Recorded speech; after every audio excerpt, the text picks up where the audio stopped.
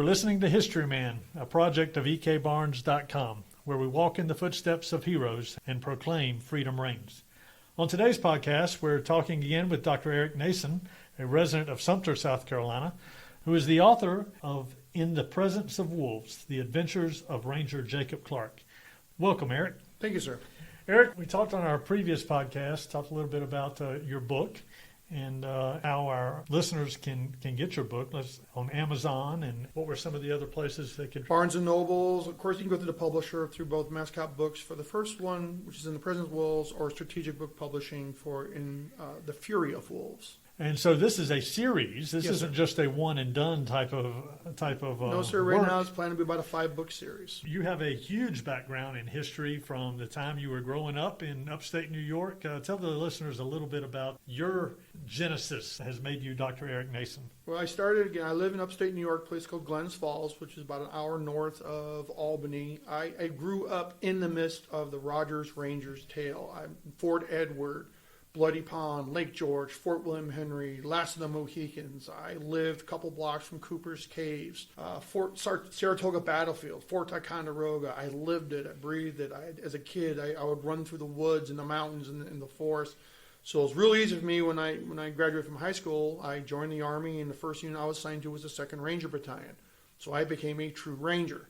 I served there for about 3.5 years before I decided, okay, I'll take it to the next level and volunteer for Special Forces training, and would spend the rest of my career as a Special Forces operator in certain areas. So as I'm going through, I was working, well, I love history. How about work on some degrees?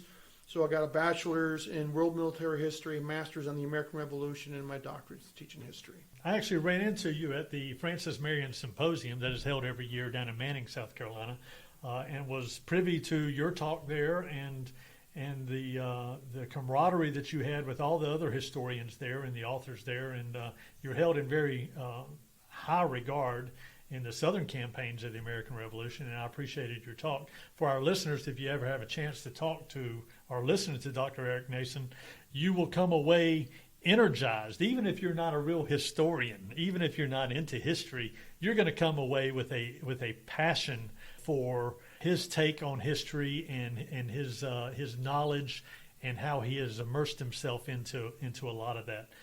So thank you for that.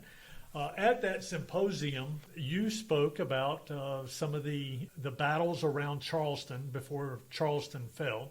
And I'd like our listeners to hear some of that as a lead up to Stono Ferry, which was a huge pinnacle moment. Stono Ferry, where you had a lot of the militia from the upstate of South Carolina actually involved in Stono Ferry.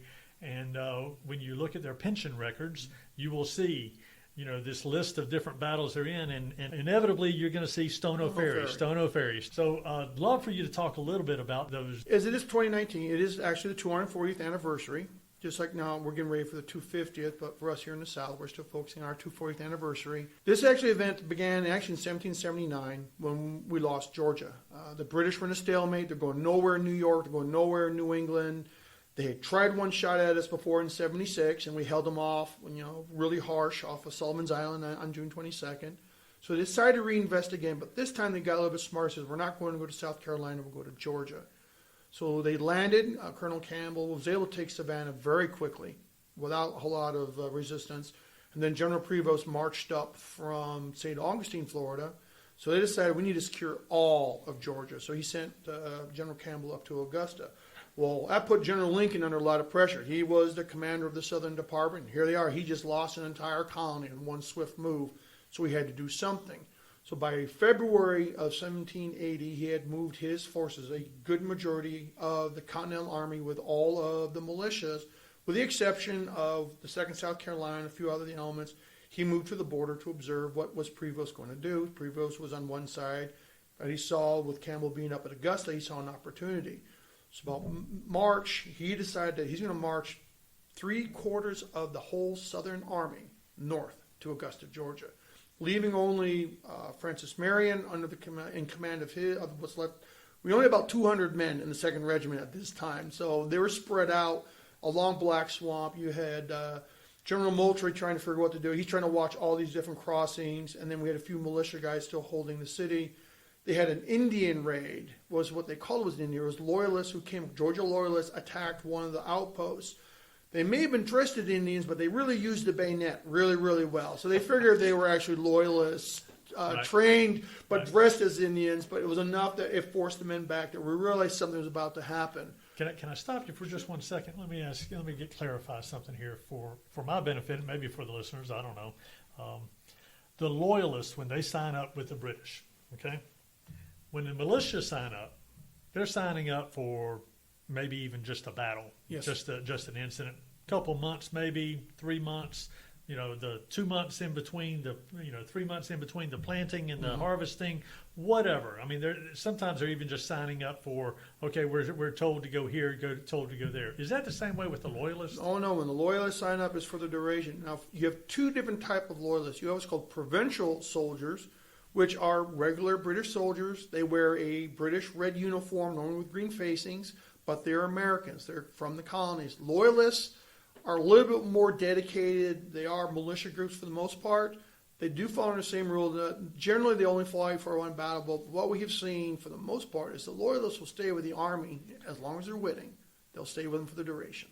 So it's interesting because whereas the British had this almost a cohesive force with them everywhere they went, the Americans, especially from the militia standpoint, they're coming and going. It's piecemeal. People like Francis Marion, who's trying to lead this group, he can't even count on a certain number of people being in his camp at any given time. Correct.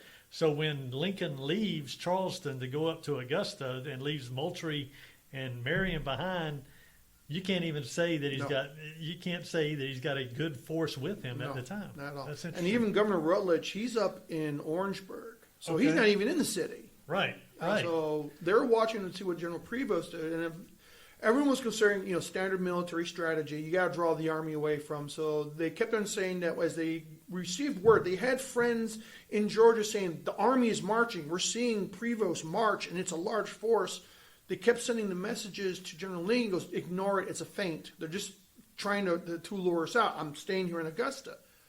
When Prevost came across, it was very evident that it was no longer a feint. He had about 2,000 men, to include, he had the regular loyalists, he had provincials, he had Hessians, he had regulars, to include the 71st Highlanders. He had 6 pieces of artillery, he had 3 6-pounders and 3 3-pounders. You're coming for a fight if you're carrying that much. You're not just doing it. Originally, he had thought about just doing a raid, get some food, but then he realized there's no obstacles between him. So is he coming from Savannah? Beaufort? He's actually coming up from Savannah. From Savannah. He has to cross the Savannah River. So he's got to have the Navy involved in this. He had gunboats. He had gunboats. So they actually crossed on foot.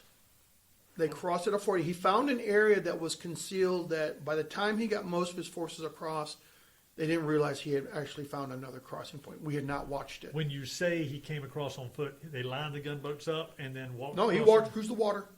Okay. They actually walked through the water holding their muskets and bags over their heads. Across they the Savannah River. Across the river, yes, sir. Okay, all right. Yep, and they got them across. In some places they had boats. I mean, with the artillery, you're going to have to use rafts. Sure. But for the most part, any place they could find, it was just one of these areas so concealed, no one realized it, and he was already on the South Carolina side when they found him. I guess when I'm thinking about Savannah, I'm thinking about the port. The port. And we're not talking. Was Upriver. there a fall line somewhere? Yeah, you go upriver, yes, sir. Upriver, and there was a fall line they came across. So Right. we're not talking about crossing right No, there at the fort. not at all. At the port. Okay. So he got through. So he came across, and he just keeps going. He keeps because going. he doesn't get any resistance. He got a little bit of resistance. We tried at the Tippecanoe. We actually had some of our men hold. But Moultrie was looking at the terrain, goes, it's nothing but swamp, and we have a couple passes there, and we have no artillery. Okay. So he asked for support. He asked for reinforcements from Lincoln. He asked for reinforcements from the governor. We need artillery. No one was coming. So he looked at the tree and goes, I'm falling back to a little bit better defensive position. He only left a small token force under the 5th South Carolina at the Tippecanoe. Byron fell back. Well, what reinforcements did arrive was Colonel John Lawrence and his North Carolina Light Infantry. And all that Moultrie asked for is, I left a company forward. Can you go get my men to protect them before they get encircled and bring them back? So Lawrence goes forward with another rifle company. Says, hey, you're supposed to come back. But he looks at the line and he decides that he's going to make a stand right there on the swamp. with no artillery, just muskets. Even, and this was the commander was of the fifth, like, are you sure there's nothing here to defend? And he decided we're going to do it here, and he formed his men line of battle. Prevost saw that, goes, okay, and he rolled up all 6 pieces of artillery and opened fire. He didn't have to, he knew better than to try to commit his men to a fight in the swamp. It's to his disadvantage, but he had artillery, which was his advantage, and we had none. Lawrence was wounded. His horse was actually shot off from underneath him. He got wounded in the arm. As soon as he was pulled off, all the Continental commanders said, okay, we're evacuating. And they fall back to Moultrie, and Moultrie realizes we can't stop him. So he does a guerrilla campaign. He asks his Mary and everything else, I need you to start destroying every bridge between here and the city. So how long is this going on? I mean, It took weeks. When the first approach came in was May 5th. okay. It took them 6 days to get to Charleston because they were burning the bridges, they were cutting trees down and leaving them in the road. So Marion, a few of the members of the Second South were cutting these trees, delaying, and a company of the Raccoon Company from the Catawba Indians, riflemen, were snipers, and were sitting on the road, would shoot at them, harass them. Prevost had no choice; he had to slow down. But he was also looting every plantation, right. every farm along the way. So we're in a Well, way he has to feed his army. he's got to right? feed his army. So we're winning by attrition in that sense that he keeps sending back a squad of men with supplies. So he's getting a little bit smaller, a little bit smaller, a little bit smaller, till he arrives just outside of the racetrack, just north or up the peninsula from the city of Charleston. Pulaski and his legion has arrived. So as Moultrie's pulling everyone in, they're starting to throw up these hasty defenses across the neck. When we say Pulaski, we're talking about the cavalry? Cavalry, Pulaski's legion. Didn't Pulaski have lances? Yes, he did. Didn't he take these lances into this fight? Yes, he did. Didn't he get slaughtered? Yes, he did. Okay. And it was not really. He tried to execute an ambush. He had rifle. He had his own musketeers. So they actually built a kind of position near the racetrack. I'm going to go draw attention. So he rides forward, and he rides into a cavalry detachment of Georgia loyalists and get into a fight. And he's trying to lure him back to the ambush. The problem was his infantry was not ready. I see. So when the horses came in, there was no musket fire, and he got caught between them. And yes, a lot of his lancers got chewed up by Georgian loyalist cavalry, and they went back. I heard Jim Piketch talking about that particular incident, and he was saying that Pulaski was trying to use those European lancers in a way that just didn't fit the mold of the American battlefield. And he didn't go into the plan of where he's trying to lure him back into Correct. the trap, but he did say that Pulaski was all for these lancers, but it was one of those things where he quickly realized in a fatal moment for his group that lancers just didn't work. They don't work entirely in the South. No, not in our swamps. Where our fields are not the beautiful open terrain of Europe. No, our swamps and small farmlands, plantations we have are not suitable for lancers. Wow. So what happened then? So Lincoln finally realized that, okay, this is no longer a fate. The city is in trouble, so he needs to march. Well, the problem is he already had his army on the Georgia side of the Savannah. As soon as Moultrie started to burn all the bridges, it's almost like someone fired a starting gun. All the militia started to disappear. They're going home. They're going home to defend their families. So the numbers are diminishing fast. Governor Rutledge, with about 800 men from Orangeburg, come down to start manning the city, and Colonel Anderson out of Camden with his militia come down. So they start digging a quick trench across the neck, anchoring on the Cooper and Ashley rivers. They actually had a swampy terrain, so they didn't have to do much, whereas the Cooper, they had put up abatis.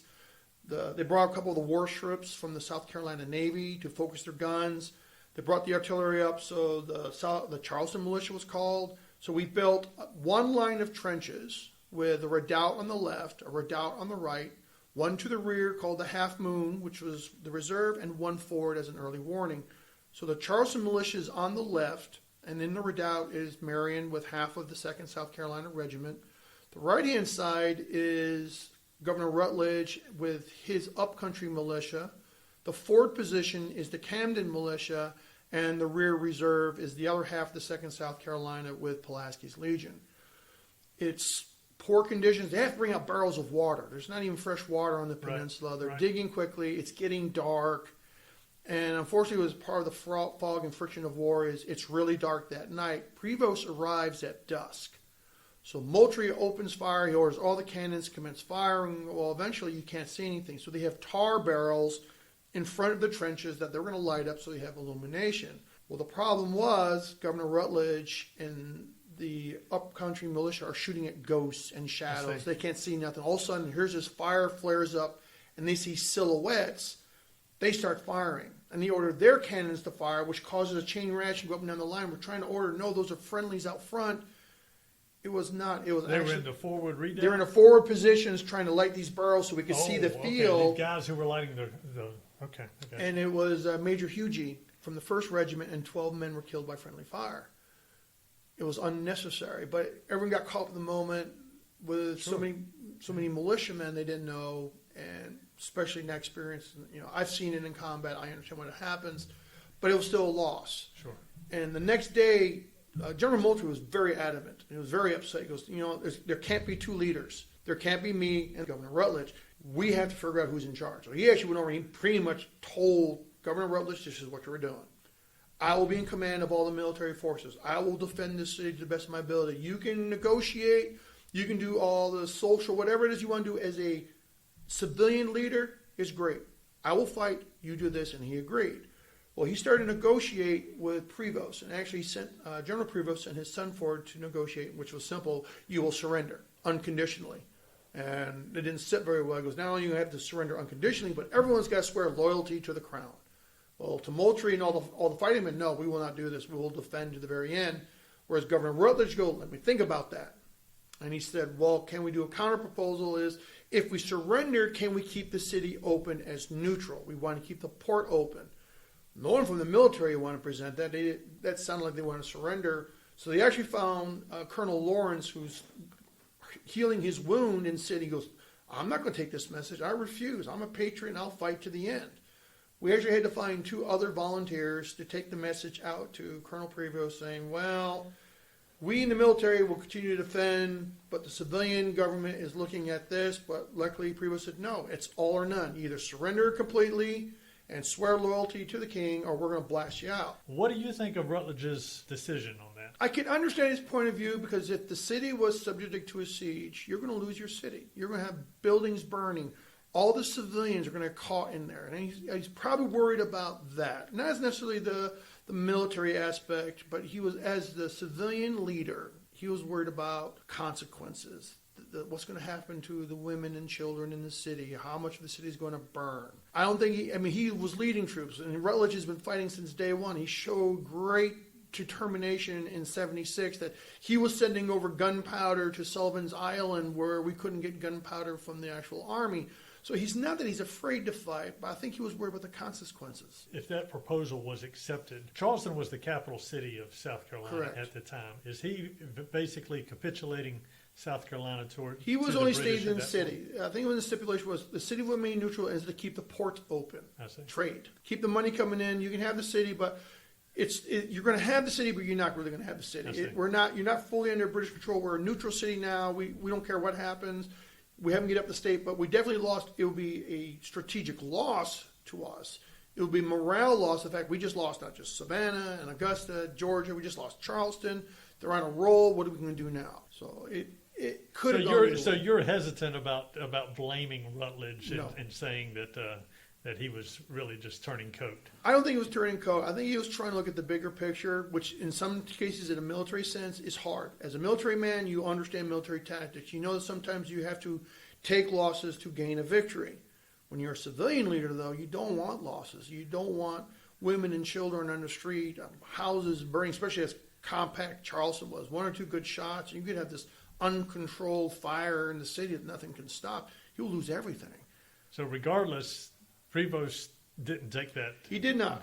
In fact, they pulled the entire army out. We called his bluff. He actually withdrew. At that point, we're trying to go, okay, we need to do something. So at that point, we're getting ready to pursue.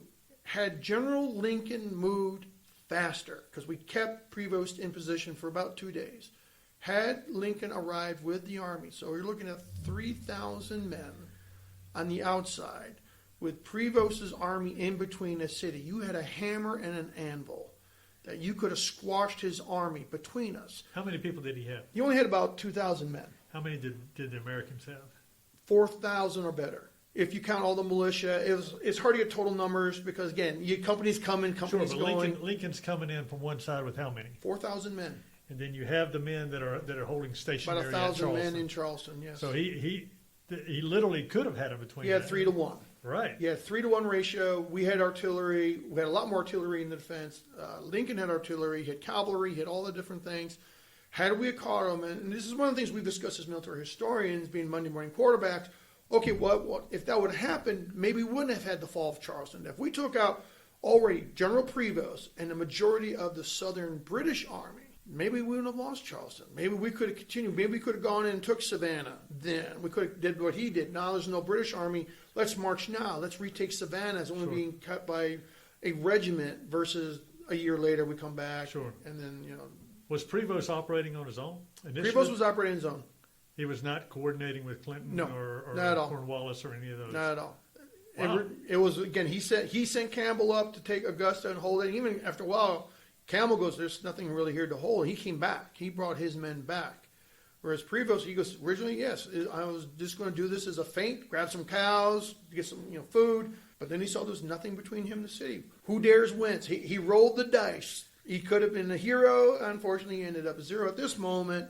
Just literally altered things for about another year. Wow. It could have ended the war sooner, or who knows what it could have done to the Southern campaign. Well, what happened then? Well, we did pursue. Lincoln did arrive about 2 days later. At that point, he did actually order the army out, and we pursued. So Prevost had no choice. He had to get to some place where he can get his men across and get supplies, and he ended up going to Stono Ferry. So he knew that the Americans were coming with a vengeance. So he built 3 redoubts facing the crossing points. He put some Hessians, he had the 71st, he had provincials all ready to go. He had some artillery. The Legion had arrived with cavalry. All they were doing is making sure the men get across the river. Lincoln's intelligence was a little bit off. When he arrived outside Stono Ferry, he knew that his forces had deployed. So he deploys his men in line of battle about a mile away. Oh, really? And started walking them in. So the men were kind of tired. Sure. By the time they arrived, What month is this? this is now, we're looking at June. Oh, So everyone's favorite weather down here in the Carolinas going into Georgia, it's now June. The heat is coming up. The mosquitoes are starting to get got out. the no-see-ums. No-see-ums are getting so they're advancing up. So he deploys, for the most part, the South Carolinians, with mostly of them being militia, were deployed to the right. The North Carolinians were deployed the South Carolinians to the north, the North Carolinians to the south. He had cavalry, he had artillery. They came up and they started blasting away. Well, the problem is they didn't realize there was a marsh and stream between them and the redoubts. As they're advancing, and it started out as all the riflemen started fire on the far left of the English line where the Hessians were at. And we're doing a pretty good job of keeping the Hessians' head down and their Jaegers. So they're advancing up. So kind of in a staggered way, the Americans are coming up. They're advancing. The Lights are fighting a small picket from the 71st. And they're going back and forth. And as they're advancing, they run into this large stream that they can't cross. And it's in range of the redoubts. So the British open up this massive volley. They're firing from their redoubts. The Americans are standing there fighting toe-to-toe. The South Carolinians literally they come up in a column. They decided to change. They're not in line with everybody else. They come up in column, and just in front of this picket of the 71st, deploying to line and let them have it. The firing is so brutal on our left, there was only 8 men standing from the 71st picket. They had no choice but to retreat back into the redoubt. At that point, Lincoln's stuck. He can't cross the stream. He can't get across the redoubt, or to face the redoubts. They're firing up. He's taking casualties, and then he's starting to realize we're running out of ammunition. In the distance, he sees British reinforcements coming. So his one true victory is the riflemen actually drive the Hessians out of the redoubt, get up onto the redoubt itself, and were caught by the flank by English gunboats who opened fire with cannons. They were shooting at some of the Hessians were actually being shot, getting in their boats to try to row away. So this gunboats came up, so the riflemen had to fall back. The militia started to fall back. But we did fall back in good order. We actually didn't run. We did not panic. We pulled our wounded with us. We pulled our guns with us. We did a little standing fight on the left. 71st, now really upset at us, charges out of the redoubt to come attack our rear, and we sent our cavalry to stop them. And the 71st, in proper military order, stopped and repelled cavalry. Their first ring took a knee with bayonets facing out. The second ring stood and fired over them. It did drive the cavalry back, but Lincoln was able to retire his force under good order. He just had no ammunition. Wow. It came down to, again, Murphy being alive and well, bad intelligence. He ran out of ammunition. He was starting to collapse the British line, even with redoubts. They were collapsing on the run, and he ran out of ammunition. And I think it gets back to our understanding of war now compared to the realities of war back then. I mean, now you go into combat. I mean, you know this better than I do, but you obviously have a lot more ammunition now that you're able to carry with Right. you into combat. They didn't have that ability. Yeah, it was very. I was carrying what we call double basic loads. A lot of times I was carrying anywhere up to from 600 to 1,000 rounds of ammunition. Each individual foot soldier back then carried about 30 to maybe 60. Right. And in a sustained firefight, if your musket is working well, you'll go through 20 rounds really quickly, and you're trying to pull out things from your haversack. You don't actually have these. They had some folks out there with extra cartridges that they tried to resupply, but it's not the same it is today. So when you start to get really low, you're really low. That's why you find on these battlefields, whether it be Hobkirk Hill or Battle of Camden or any of these battlefields, you find a whole bunch of intact balls. Yes. If you find a ball that's mushroomed, They hit flattened, something. it hit something. But you find a whole lot of intact balls where they're trying to fumble around. They drop their and cartridges. drop it in, Yes. in the heat of battle Heat of and that battle. sort of thing. So thank you so much. Well, let me ask you this. Let's tell our listeners one more time how they can get your book. Again, In the Presence of Wolves can be found on Amazon or through his publisher, which is Mascot Books. The second book, called In the Fury of Wolves, also can be found on Amazon or through the publisher Strategic Book Club, or the Strategic Book Publishing. Well, thank you so much, Eric. I appreciate your time, and I hope our listeners really get a sense for the passion that you have for the Revolutionary War and that time period that really our liberty as this nation hung in the balance. So thank you. Yes, sir.